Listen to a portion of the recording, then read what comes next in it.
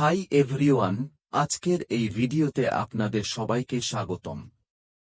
আর আজকের এই ভিডিওতে আমরা মাই সার্কেল বিষয়টি নিয়ে কথা বলবো। আপনারা সবাই জানেন, বন্ধুরা, শুরুর দিকে যাদের রেজিস্ট্রেশন হয়েছিল সেই সময় কেওয়াইসি প্রসেসটি বন্ধ রাখা হয়েছিল। তাই তখন কেওয়াইসি ছাড়াই অনেক মানুষকে victory with ash back office এর অ্যাক্সেস দেওয়া হয়েছিল। এমন পরিস্থিতিতে যেসব মানুষ শুরুতে কেওয়াইসি ছাড়াই ব্যাক অফিস অ্যাক্সেস পেয়েছিলেন, তারা তাদের পরিচিত কিছু মানুষকে ইনভাইটও করেছিলেন, নিজেদের সার্কেলে রেজিস্টারও করিয়েছিলেন। পরে কিছুদিন পর আবার কেওয়াইসি প্রসেস চালু করা হয়। তারপর থেকেই কেওয়াইসি করার প্রক্রিয়া চলতে থাকে এবং বর্তমানে তো এমন অবস্থা যে কেউ নতুন করে রেজিস্ট্রেশন করলে তাকে রিয়েল টাইমে কেওয়াইসি সম্পন্ন করতে হয়। এই সময়ে অনেকেই তাদের কেওয়াইসি সফলভাবে সম্পন্ন করেছেন। যাদের কেওয়াইসি সম্পন্ন হয়ে গেছে তাদের জন্য কোনো সমস্যাই নেই। কিন্তু কিছু মানুষ এমনও ছিলেন যাদের কেওয়াইসি কোনো কারণে সম্পন্ন হয়নি। আর শুরুর দিকের রেজিস্ট্রেশন করা ইউজারদের জন্য ৪৫ দিনের অ্যাকাউন্ট ভ্যালিডেশন পলিসি দেওয়া হয়েছিল। এটা আপনারা সবাই ভালোভাবেই জানেন। যাদের সেই ৪৫ দিন পূর্ণ হয়ে গেছে কিন্তু কেওয়াইসি সম্পন্ন হয়নি, তাদের অ্যাকাউন্ট ডিলিট হয়ে গেছে। এখন এখানে একটি গুরুত্বপূর্ণ প্রশ্ন উঠে আসছে। যেসব মানুষের অ্যাকাউন্ট শুরুতে রেজিস্টার হয়েছিল, যারা নিজেদের সার্কেল বড় করেছিল, অনেক মানুষকে ইনভাইট করেছিল, কিন্তু কোনো কারণে কেওয়াইসি সম্পন্ন করতে পারেনি, এবং ৪৫ দিন পূর্ণ হওয়ার পর যাদের অ্যাকাউন্ট ডিলিট হয়ে গেছে তাদের সার্কেল বা টিম মেম্বাররা কোথায় যাবে? কার মাই সার্কেল এ তারা যুক্ত হবে? এই প্রশ্নটি অনেকের পক্ষ থেকেই আসছে। এর জন্য একটি সিম্পল এবং অফিসিয়াল সলিউশন দেওয়া হয়েছে। অফিসিয়ালি বলা হয়েছে যে ব্যক্তির অ্যাকাউন্ট ডিলিট হয়েছে এবং তিনি যদি নিজের সার্কেলে কিছু মানুষকে ইনভাইট করে থাকেন, তাহলে তার সার্কেলটি সেই ব্যক্তির মাই সার্কেল এ যুক্ত হয়ে যাবে যিনি তাকে ইনভাইট করেছিলেন।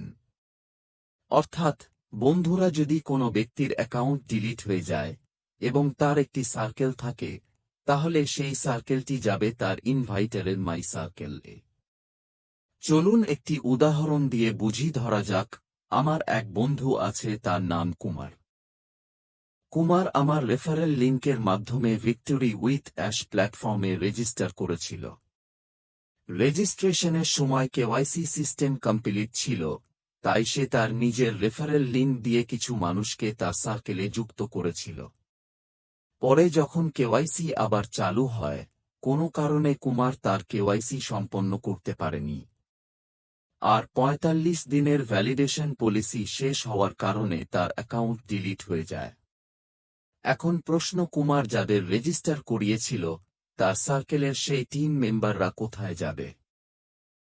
তারা সরাসরি এবং অটোমেটিকভাবে আমার মাই সার্কেল এ যুক্ত হয়ে যাবে, কারণ কুমার আমার রেফারেল লিঙ্কের মাধ্যমেই রেজিস্টার করেছিল। আশা করি বন্ধুরা, এই বিষয়টা আপনারা পরিষ্কারভাবে বুঝতে পেরেছেন। এখন আরেকটি প্রশ্ন আসতে পারে, এই সিস্টেম কি এখনই চালু হয়েছে? বন্ধুরা, আমি আপনাদের জানাতে চাই এখনও এটি চালু হয়নি। কিন্তু এটি অফিসিয়াল সলিউশন, আগামী দিনে এটি কার্যকর করা হবে। অর্থাৎ আপকামিং ফেজে যাদের অ্যাকাউন্ট ডিলিট হয়েছে তাদের সার্কেল অটোমেটিকভাবে ইনভাইটারের মাই সার্কেল এ যুক্ত হয়ে যাবে। এখনো হয়নি, কিন্তু খুব শিগগিরই হবে। এ বিষয়ে অফিসিয়াল আপডেটও আসবে এবং আমি নিজেও আপনাদের আপডেট দিয়ে দেব। এছাড়াও victory with ash back office A mister ash একটি আপডেট দিয়েছেন, যেখানে তিনি বলেছেন খুব শিগগিরই একটি সিস্টেম চালু করা হবে যা লিডারশিপ পারফরম্যান্স এনগেজমেন্টের উপর ভিত্তি করে কাজ করবে এবং আমাদের সার্কেলের হেলদি গ্রোথ নিশ্চিত করবে। ডিলিট হওয়া অ্যাকাউন্টের সার্কেল ইনভাইটারের কাছে যোগ হওয়াও এই সিস্টেমেরই একটি অংশ হবে। সবকিছুই আপকামিং ডেজে ধাপে ধাপে চালু করা হবে। আর শেষ কথা, যদি কারো অ্যাকাউন্ট কেওয়াইসি সম্পন্ন না হওয়ার কারণে ডিলিট হয়ে যায়, তাহলে চিন্তার কোনো কারণ নেই।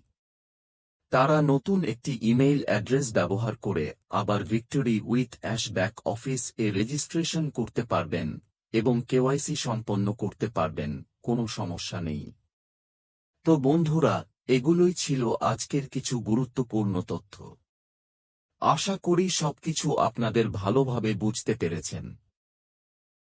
আর সবশেষে বলবো, আপনি যদি এই চ্যানেলে নতুন হয়ে থাকেন তাহলে অবশ্যই চ্যানেলটি সাবস্ক্রাইব করুন, যাতে সঠিক সময়ে আপনাদের কাছে সঠিক তথ্য পৌঁছাতে পারি। ধন্যবাদ বন্ধুরা।